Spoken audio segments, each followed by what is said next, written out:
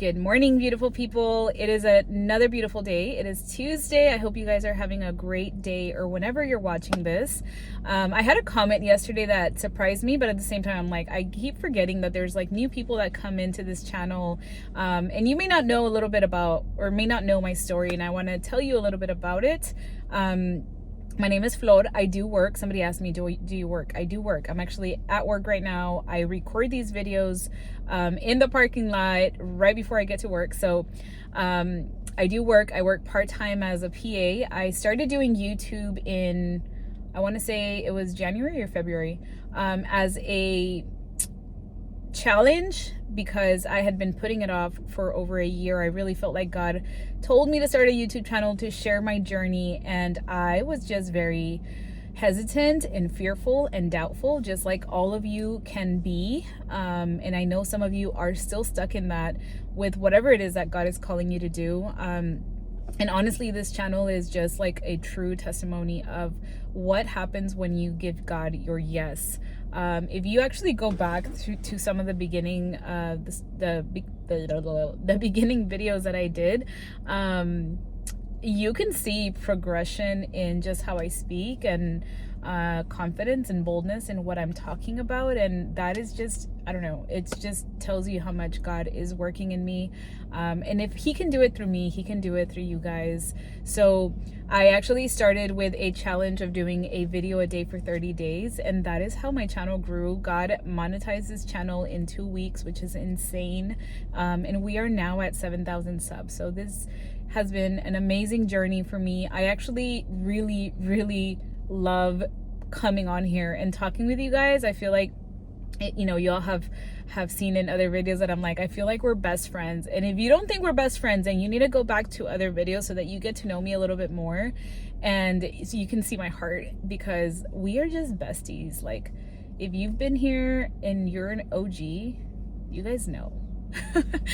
Anyways, enough chatting. I want to get into today's video because this morning the Lord spoke to me through the chapter, I think, what are we, chapter 4. So I'm still in 2 Kings. I read the Bible very slowly, but I do read the Bible every day as a way to just continue to learn more about who God is, his character, you know, what he wants for my life, how can I live a better, more godly life, how can I change my selfish ways and be more selfless. I want to be more like Jesus, and that is why these videos are so important, because I share what I'm learning in hopes that it encourages you to also make those changes, and to also, like, guys, the Bible is so good. Like, it's so good. I don't know why it took me so long to read the Bible. Like, I've known of Jesus for a very long time, and I've been a Christian for about 15 years. I've been going to church and doing all the things, but I had never picked up the Bible, and I never had a personal relationship with God.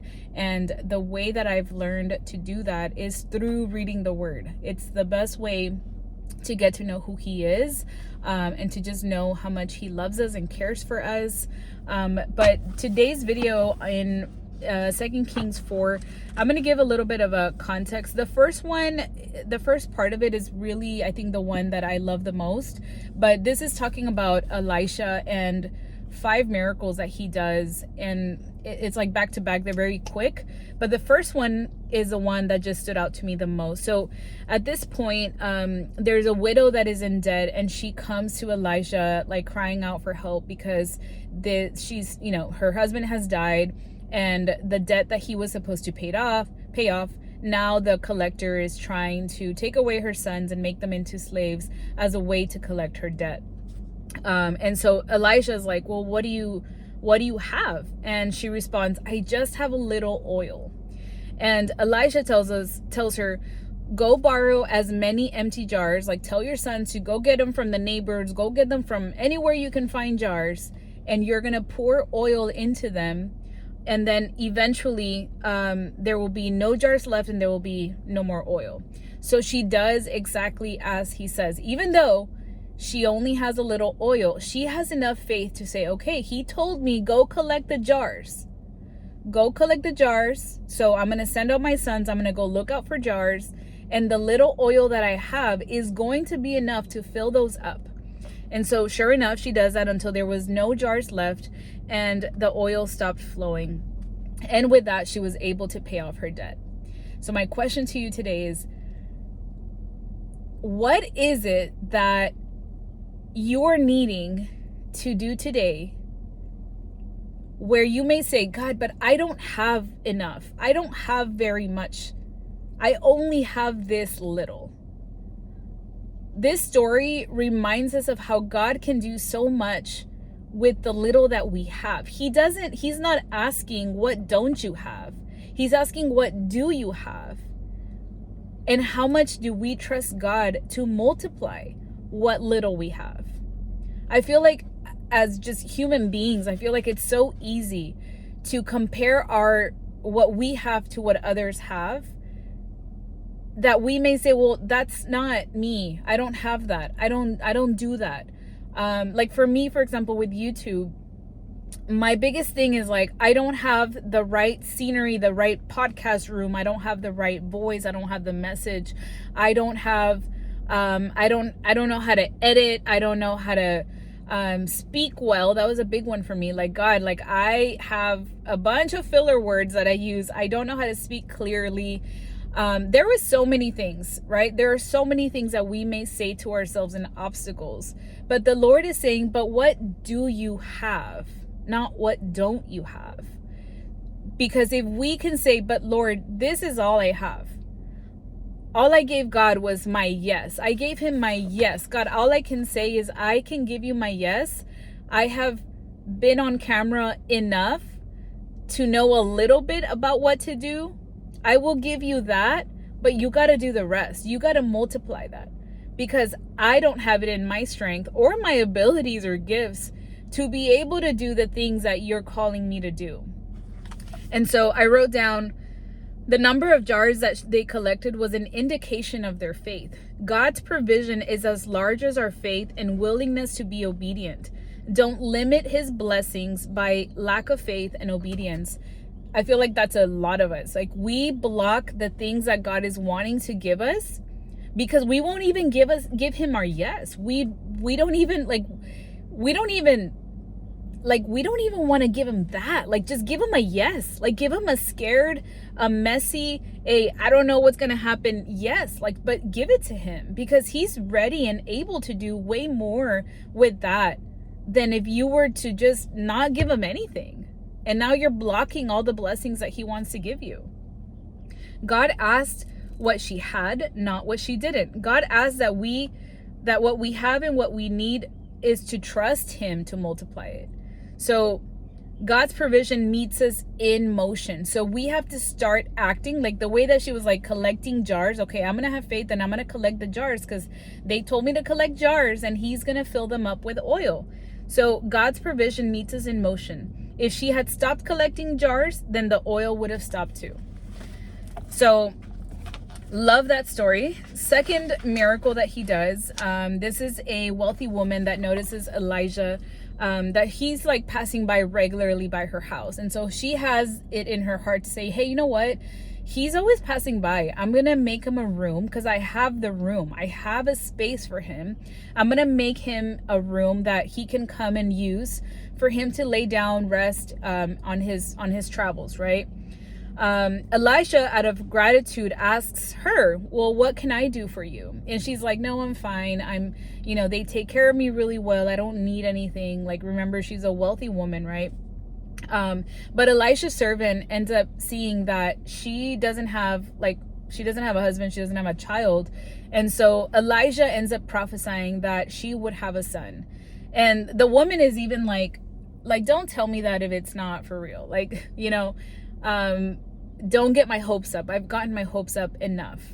And so sure enough, the woman becomes pregnant. And one day, as the child gets older, he complains of a headache and he ends up dying. Like, he dies in her arms. And she's like, I already know what to do. He promised me this son, so I'm going to run back to Elijah and he's going to bring back my son. And so sure enough, Elijah does all this crazy stuff. Like, he puts like his mouth on the boy's mouth. He puts like, I think that his eyes on his eyes, and then he literally lays on top of this kid And then he kind of like paces around in the room, goes back and lays on the kid, and the boy is like, he's resurrected, like he comes back to life, right?